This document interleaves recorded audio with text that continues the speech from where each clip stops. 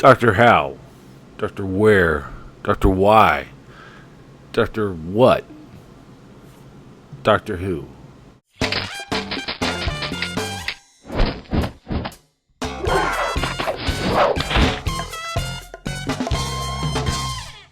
So, as you may have already surmised, I'm going to be talking about Doctor Who. First of all, let's talk about the most recent. Well, it's not really recent, but I mean, if you follow Doctor Who, you already know Gina Coleman. She's going to be leaving the Doctor Who series. She plays Claire Oswin Oswald, who is the companion of the Doctor, and she's going to be leaving after the Christmas episode this year. This is kind of huge because she's been one of the longest running companions for the Doctor. So the fact that she's leaving, they're going to have to bring somebody in because the Doctor always has to have a companion. I'm really excited to see who they're going to be pairing up with Peter Capaldi as far as where they're going to be going with the storyline after her exit. So keep an eye out and enjoy it. Just accept it. Change is good. It's not necessarily bad. So just deal with it. If you like her, don't be upset. She's going to be doing plenty of other projects in the future. And who's to say that she's not going to be showing back up on the show? I mean, she might, unless they kill her off. I have no idea. But if they don't, I mean, she may be able to make a special appearance as a special guest and appear in future episodes of Doctor Who. Kind of like John Hurt, which brings me to my next little bit of news.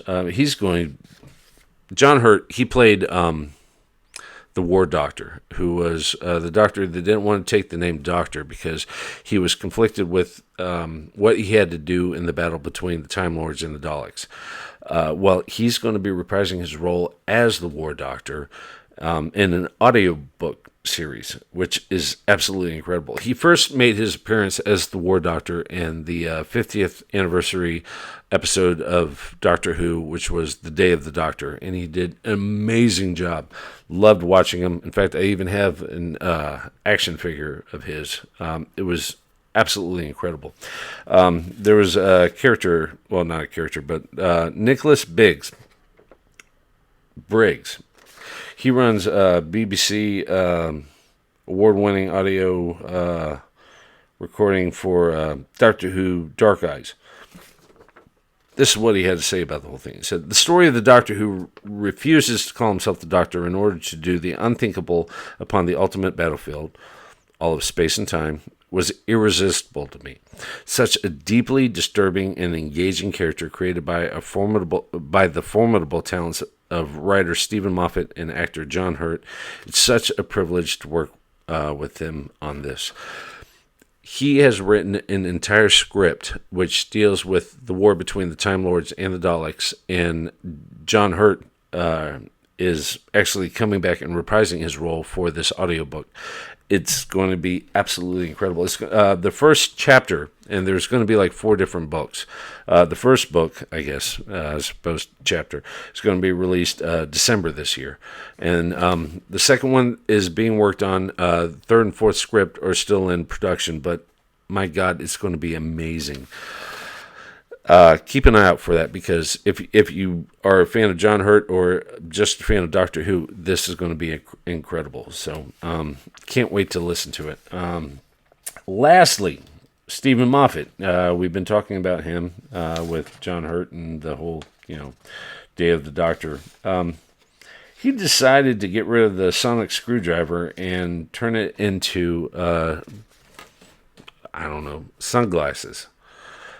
This has caused an internet uproar, and he's been trying to play damage control, but it's not really working. Look, this is what he had to say about the whole thing. He said, "Sometimes you have to be heretical." I think that's how it's pronounced. I don't know. Heretical? I don't know. Sometimes you actually have to embrace the heresy, he said. And I just thought that really on a whim, why would the Doctor feel wedded to a screwdriver?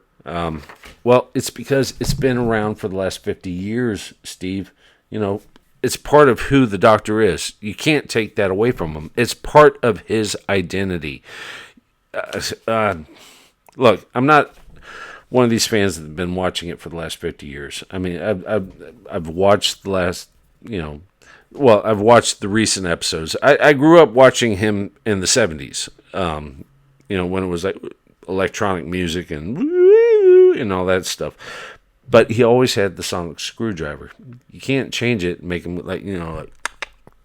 no, it doesn't work. It just feels too much like Men in Black. I don't like it. So bring back the screwdriver. A little frustrating. So that's my opinion on that. But what do you think? Do you think that they need to bring back the screwdriver? Are you okay with the sunglasses? What do you think about John Hurt doing an audiobook? And what do you think about Jenny Coleman leaving the series? I mean, let me know. There's a comment section down below. Feel free to let me know your thoughts. I would love to hear them. I'm not like a super huge Doctor Who fan, but I do keep up on it. So maybe my opinions are wrong. I'm going to admit that I'm kind of what I might think might not be what everybody else thinks. But what do I know? Like I said, I enjoy the show and I watch it, but I'm not a 100% fan like I am with Star Trek and Star Wars and James Bond and things like that. So let me know what you think. I would love to know your thoughts. You can reach me on Twitter at Comconocalst. You can reach me at my blog, which is www.thecomconocavblog.blogspot.com.